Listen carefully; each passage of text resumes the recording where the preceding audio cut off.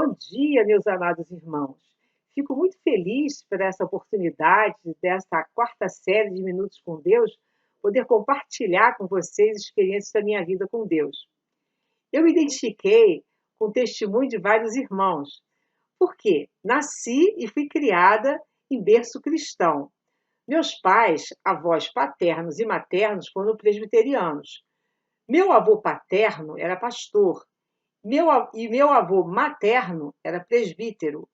Tenho também um tio, irmão do meu pai, que é pastor emérito das igrejas presbiterianas do Riachuelo e de Santa Cruz. Meus pais eram membros da igreja presbiteriana do Riachuelo. Desde criança, eu sempre fui envolvida nesta igreja, principalmente na área da música. Tocava órgão, tocava piano. Comecei a cantar no coral da igreja desde 12 anos. E a partir da minha adolescência, também atuei no ensino como professora de crianças de escola dominical. Quando eu tinha 13 anos, nós tivemos uma série de conferências lá na Igreja Presbiteriana do Riachuelo, feita por um ex-presidiário que se tornou pastor. Numa dessas pregações, ele fez um apelo e eu, tocada pelo Espírito Santo de Deus, fui à frente e decidi fazer minha pública profissão de fé. Aos 15 anos, eu fui até presidente da UJP, União de Juvenis Presbiterianos, hoje seria a UPA, onde eu procurava animar os adolescentes, né, para pregar o evangelho, a ter bastante comunhão, procurando fazer assim intercâmbio com outras igrejas. Eu achava muito fundamental esse intercâmbio para o nosso crescimento, né, espiritual e emocional. Desde a adolescência, eu tinha preocupação também em ser simpática com os visitantes que chegavam à igreja. E eu pedia sempre a Deus que me ajudasse neste testemunho, porque eu sabia da importância de um sorriso, de um bom acolhimento, né? E nós tivemos, assim, várias pessoas que chegaram à Igreja Presbiteriana do Riachuelo e se tornaram membros de lá. Eu comecei a fazer faculdade aos 18 anos e aos 19 já a trabalhar. Infelizmente, a partir dessa época, aos pouquinhos, eu fui me afastando de Deus, de repente pela influência, né, dos meus colegas, tanto do trabalho quanto da faculdade. Mas esse afastamento me fez muito mal. Eu sentia angústia, sentia tristeza, sentia ansiedade, sentia insegurança, enfim, tudo de ruim que uma pessoa pode sentir, conhecendo a verdade e se afastando de Deus.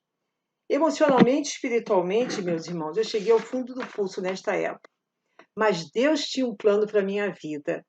Depois de eu trabalhar 5 anos no Rio, eu fui transferida para uma agência do Banco do Brasil em Conselheiro Pena, depois de passar num concurso interno, que nos obrigava a sair dos grandes centros. Essa experiência foi nova, totalmente nova para mim. Eu era solteira na época, eu tive que sair da casa dos meus pais, da cidade onde eu vivia, Rio de Janeiro, da igreja que eu frequentava, Riachuelo, do convívio com os meus amigos, enfim, da minha zona de conforto. Porém, eu tinha consciência que Deus tinha um propósito nesta mudança. Eu fui morar com algumas meninas que estavam na mesma situação que eu, lá em Conselheiro Pena. Fui muito bem recepcionada por elas e também pelos colegas do banco. Eu cheguei a Conselheiro Pena num sábado e no domingo à noite eu fui à igreja presbiteriana de lá. Era um edifício muito bonito, existia um edifício de educação religiosa muito bonito ao lado da igreja. A igreja era muito grande, muito bonita. E como foi a minha surpresa quando eu soube que a igreja estava orando há 2 anos para que Deus mandasse um organista para lá. O único organista que a igreja tinha era um senhor já de bastante idade e estava doente e precisava se mudar. Tanto que na época que eu cheguei lá, ele acabou se mudando para Governador Valadares para cuidar da sua saúde, que é a cidade maior, mais próxima de Conselheiro Pena.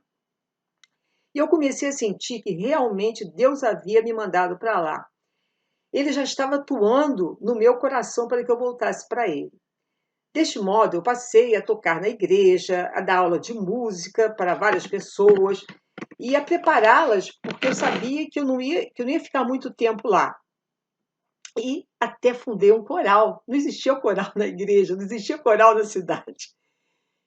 Todo mês também, o meu pai mandava uma carta para mim. Na primeira carta que ele me enviou, ele citou um versículo que marcou a minha vida, que se encontra em Josué 1:9. Não te mandei eu? Ser forte e corajoso, não temas nem te espantes, porque o Senhor teu Deus é contigo por onde quer que andares. Esse versículo, meus irmãos, marcou tanto a minha vida que, apesar de eu estar distante fisicamente da minha família, da minha cidade, dos meus amigos, da minha igreja, eu nunca me senti só. Uma alegria enorme invadia meu coração e essa alegria eu externava não só onde eu vivia com as meninas, mas também no meu trabalho, na igreja, né? E eu passei também a fazer culto doméstico com as meninas que moravam comigo. Algumas eram evangélicas, outras não, mas todo mundo gostava, né, de participar daqueles momentos. Trabalhava muito no banco. Entrava às 7 da manhã, saía às 7 da noite, mas o ambiente era muito bom do banco. E chegava à noite, tomava um banho, jantava e ainda ensaiava o coral. Nós tínhamos pelo menos umas dois ou três ensaios durante a semana. E também, nos outros dias, eu dava aula de música. Até que, depois de um ano, o Banco do Brasil nos convidou a retornar para nossas agências de origem e eu voltei para o Rio de Janeiro, para a agência Madureira. Nesta época, os meus pais já haviam se mudado, eles moravam no Rocha e foram para a Tijuca. E aí eu comecei a frequentar a Igreja Presbiteriana da Tijuca, onde eu acabei me transferindo. Nesta época, o reverendo Zaqueu, um grande servo do Senhor, era pastor de lá. Dominicalmente, meu coração se enchia de júbilo ao ouvir seus sermões. Era como se fosse um refrigério para minha alma. Eu passei a cantar no coral da igreja e fazer cursos semanais sobre livros da Bíblia. Eles tinham lá um programa de trabalhos, né, semanais muito interessantes. Esse, principalmente sobre livros da Bíblia, foi muito bom para mim. Eu conheci também jovens de outras igrejas e aí nós resolvemos fazer um grupo. Esse grupo, durante a semana, a gente se reunia, né, para estudo da palavra de Deus. E aos finais de semana, nós saíamos juntos, né, conversávamos, nos divertíamos. Foi um grupo assim muito importante para todos nós. Todos nós sentimos assim um crescimento emocional e espiritual. E a partir desse momento, eu senti que Deus realmente havia mudado a minha vida. Era como nascer de novo, como Jesus falou para Nicodemos lá em João 3,3. Em verdade, eu te digo que se alguém não nascer de novo, não pode ver o reino de Deus. Lá em 2 Coríntios 5,17 diz: E assim, se alguém está em Cristo, é nova criatura. As coisas antigas já passaram, eis que se fizeram novas. Eu espero que esse meu testemunho tenha sido útil para todos que viram este vídeo, né? Sabendo que, como diz a palavra de Deus, Isaías 1:18, vinde, pois, e arrazoemos, diz o Senhor. Ainda que os vossos pecados sejam como escarlata, eles se tornarão brancos como a neve. Ainda que sejam vermelhos como carmesim, se tornarão como a lã. Nós temos que nos arrepender dos nossos pecados, como diz lá em Atos 3,19, no discurso de Pedro aos israelitas no templo. Arrependei-vos, pois, convertei-vos para serem cancelados os vossos pecados. O apóstolo Paulo, lá em Romanos 7,19, diz: Porque não faço o bem que prefiro, mas o mal que não quero, esse faço. Porém, Deus é misericordioso e está sempre pronto a nos perdoar, a nos ajudar a combater a nossa natureza pecaminosa, tirando-nos das trevas para a sua maravilhosa luz, conforme diz 1 Pedro 2,9.